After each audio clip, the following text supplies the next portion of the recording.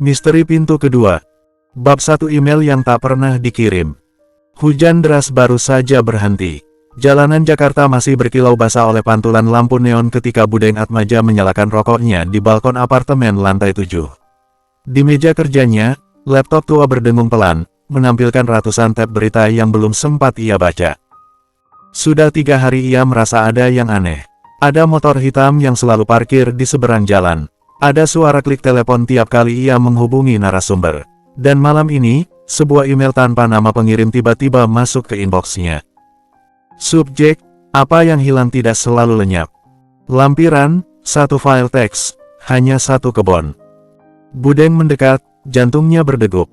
Ia sudah terbiasa dengan ancaman anonim, risiko jurnalis investigasi memang begitu. Tapi kali ini berbeda, file kecil itu seakan memanggil. Ia membukanya. Di layar hanya muncul deretan angka. 2381220 9-19 19-5-14 9-19 141520 23 Desember 1 മുതൽ 25 വരെ. Kode abjad, gumamnya. Ia segera menuliskannya di buku catatan. A sama dengan 1, B sama dengan 2, C sama dengan 3. Huruf demi huruf terbentuk. What is seen is not always real. Apa yang terlihat tidak selalu nyata. Budeng tersenyum miris. Klasik, katanya sambil menarik asap rokok. Tapi sebelum ia sempat memikirkan arti lebih jauh, lampu apartemen tiba-tiba mati. Listrik padam. Gelap gulita. Dari bawah lorong apartemen, ia mendengar suara langkah kaki. Teratur, pelan, mendekat. Budeng spontan meraih ponsel, menyalakan senter. Tapi layar hanya menampilkan sebuah pesan baru, bukan SMS, bukan WhatsApp, melainkan pop-up aneh yang menutupi seluruh layar. Kau baru saja membuka pintu pertama, Budeng Atmaja. Ada 6 pintu lagi. Peluh dingin menetes di pelipisnya.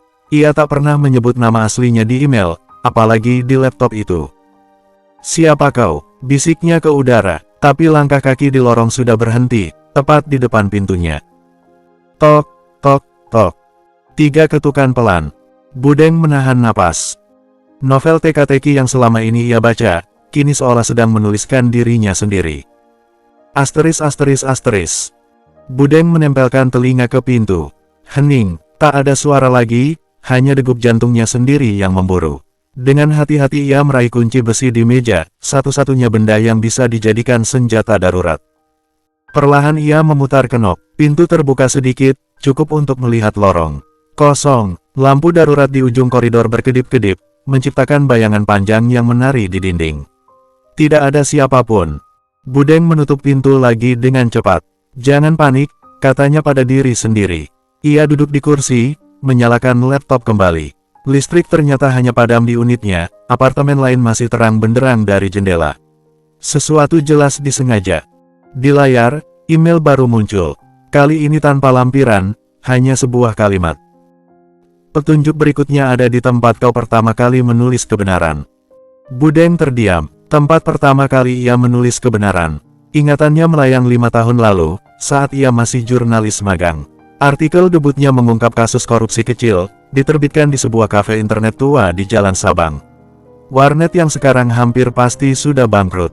Kenapa harus di sana? Gumamnya. Tapi satu hal jelas, seseorang mengawasi setiap langkah hidupnya. Ponselnya bergetar, nomor tak dikenal. Ia ragu, tapi menjawab. Budeng Atmaja, suara perempuan, datar tapi tajam. Siapa ini? Kalau kau ingin tetap hidup, jangan ke warnet itu sendirian. Aku akan menunggu di pojok Jalan Sabang. Gunakan jaket abu-abu, dan jangan menoleh. Klik, sambungan terputus. Budeng menatap layar ponsel, bingung sekaligus curiga. Siapa perempuan itu? Dari mana ia tahu? Sebelum sempat berpikir lebih jauh, suara ketukan kembali terdengar. Kali ini lebih cepat, tok tok tok tok. Budeng menelan ludah. Ia mendekat ke pintu lagi. Tapi yang terdengar bukan langkah kaki, melainkan suara kertas yang diselipkan lewat celah pintu. Ia meraihnya, sepucuk amplop putih. Di dalamnya ada foto Polaroid, buram tapi jelas menunjukkan dirinya di balkon tadi, sedang merokok. Di balik foto ada tulisan tangan. Satu langkah terlambat, Budeng. Kami selalu lebih dulu.